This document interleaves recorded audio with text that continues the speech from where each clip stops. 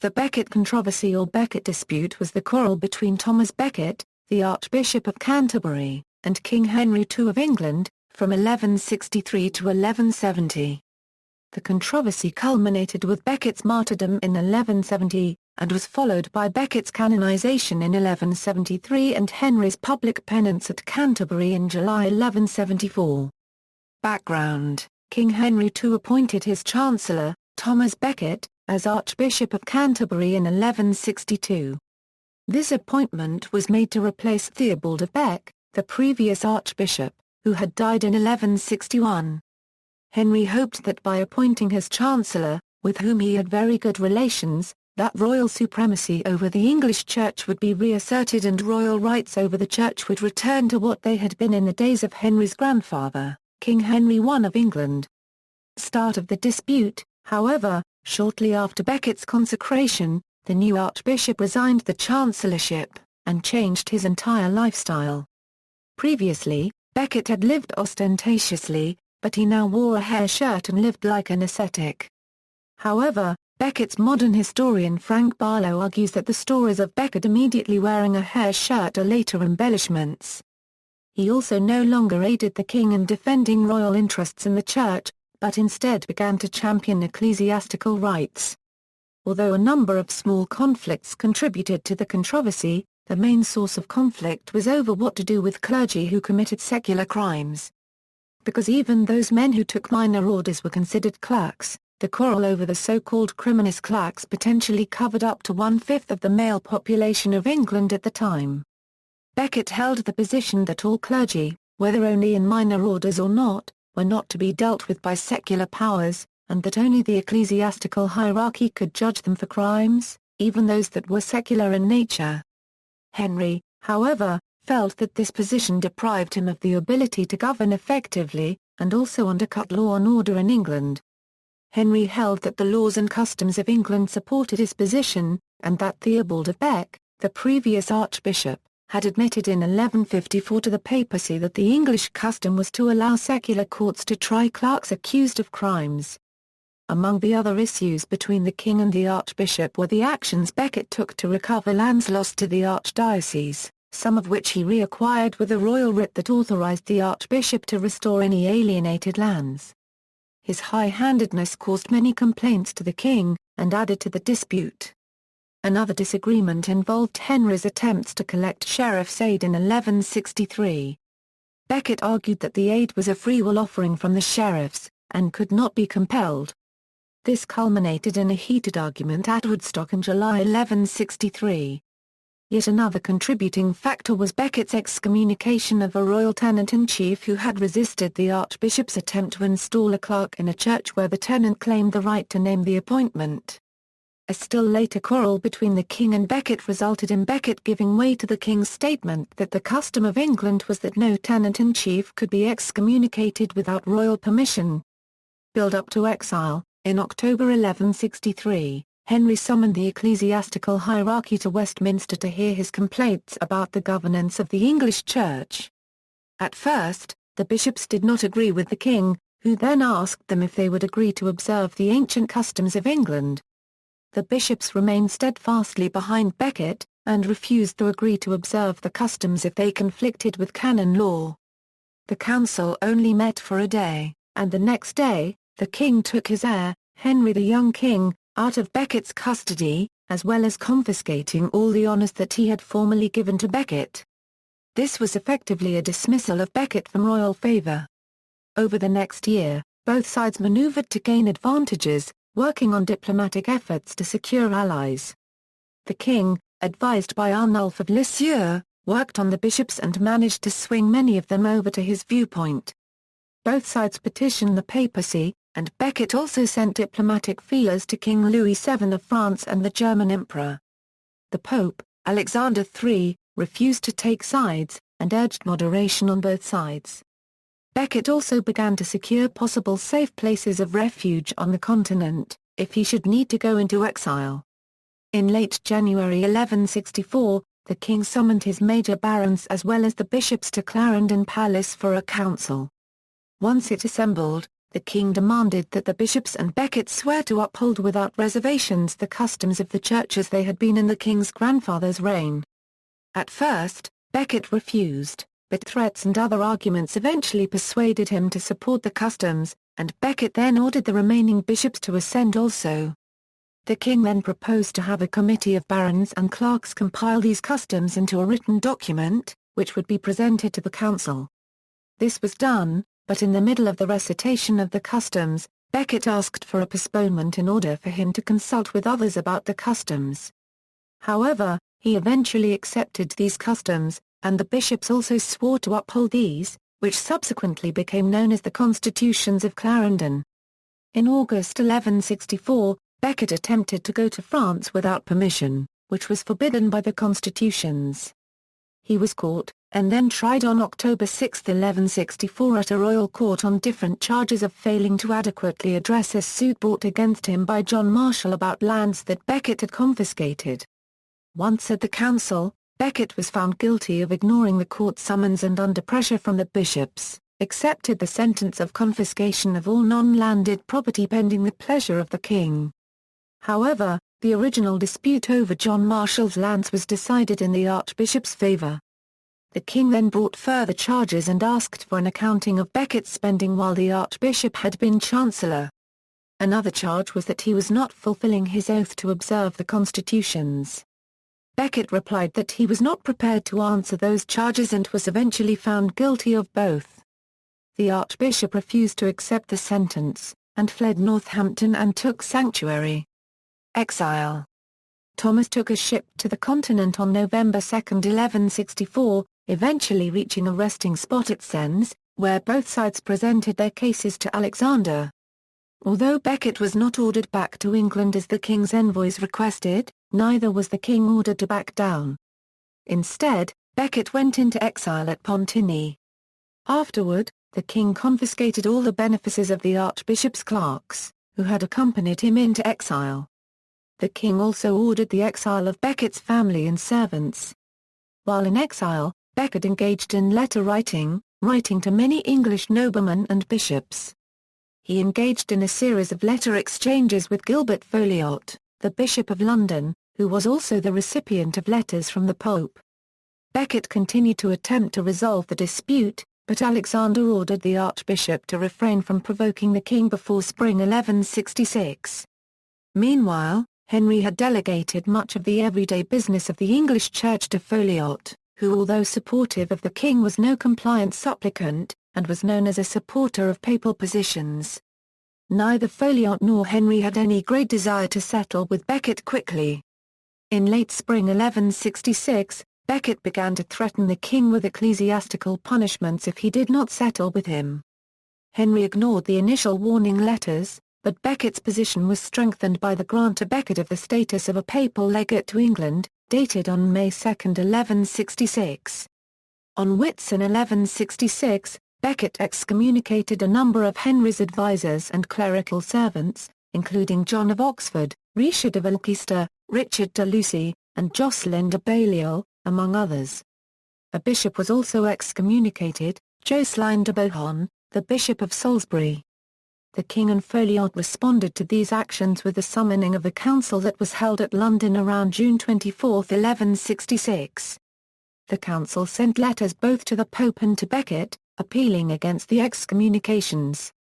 After the dispatch of these letters, letters from the archbishop were delivered to Folliot, ordering him to publicize Becket's decisions, and disallowing any appeal to the papacy against the archbishop's sentences. Folliot and the bishops then once again sent letters to the papacy, probably from Northampton on July 6. A more concrete effort was the appeal of the king to the Cistercian Order's General Convocation in 1166, protesting the aid the Cistercian monasteries of Pontigny, Surkamp and Rinny had given to Becket and threatening to expel the order from Henry's lands. Although the order did not exactly expel Becket from Pontigny, a delegation of Cistercians did meet with Becket, pointing out that while they would not throw him out, they felt sure that he would not wish to bring harm to the order. Becket then secured aid from the King of France, who offered a sanctuary at Sens. In December 1166, Alexander wrote to the English bishops that he was sending papal legates a later to England to hear the various cases. Although later writers on both sides of the controversy claimed that there was to be no appeal from the legates' decisions, nowhere in the documents announcing their appointment was any such limitation mentioned. Alexander wrote 2 letters, one to each of the main combatants. The letter to the king stressed that the Pope had forbidden the Archbishop from escalating the dispute until the legates had decided the issues, and that the legates were to absolve the excommunicated once they arrived in England. The letter to the Archbishop, however, stressed that the Pope had begged the king to restore Becket to Canterbury, and instead of commanding Becket to refrain from further escalation, merely advised the Archbishop to restrain himself from hostile moves. Meanwhile, John of Oxford had returned to England from a mission to Rome, and was proclaiming that the legates were to depose Becket, and supposedly showed papal letters confirming this to Folliot. The Pope wrote to the papal legates complaining that John of Oxford's actions had harmed the Pope's reputation, but never claimed that John of Oxford was lying. For the next 4 years, papal legates were dispatched to try to bring the dispute to a negotiated conclusion. Neither Becket nor Henry were disposed to settle, and the Pope needed Henry's support too much to rule against him, as the Pope was engaged in a protracted dispute with the German Emperor, and needed English support. In November 1167 Folliot was summoned to Normandy, then ruled by Henry II, to meet with papal legates and the king. Roger of York, Hilary of Chichester, and Roger of Worcester were also summoned to attend. After some discussion and argument, Henry appears to have agreed that the legates could judge both the king's case against Becket as well as the bishop's case. Henry also offered a compromise on the subject of the constitutions of Clarendon, that the legates accepted. However, when the legates met with Becket on 18 November, it quickly became apparent that Becket would not accept negotiations with the king nor accept the legates as judges of either case against him. As the legates had no mandate to compel Becket to accept them as judges, the negotiations came to an end with the king and bishops still appealing to the papacy.